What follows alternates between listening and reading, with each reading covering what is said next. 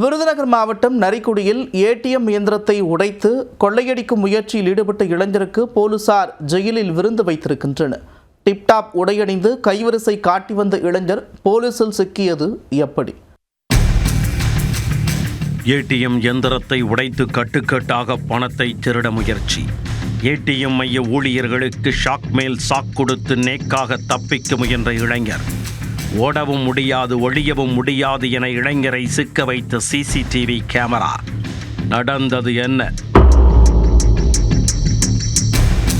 விருதுநகர் மாவட்டம் நரிக்குடி பேருந்து நிலையம் அருகே இந்தியா ஒன் என்கின்ற தனியார் நிறுவனத்திற்கு சொந்தமான ஏடிஎம் மையம் உள்ளது.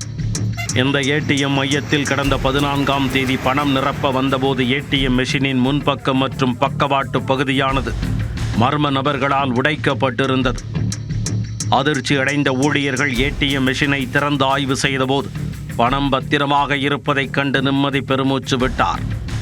இருப்பினும் ஏடிஎம் கொள்ளை முயற்சி குறித்து நரிக்குடி காவல் நிலையத்தில் புகார் அளித்தனர்.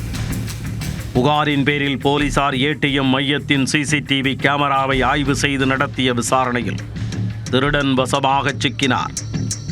சிவகங்கை மாவட்டம் பிச்சப்பிள்ளையேந்தல் பகுதியைச் சேர்ந்த 23 வயதான சாமியப்பன் ஏடிஎம் மைய இயந்திரத்தை உடைத்து திருட முயன்றது சிசிடிவியில் தொக்காக சிக்கியது. சாமியப்பனுக்கு இது முதல் திருட்டு முயற்சி அல்ல.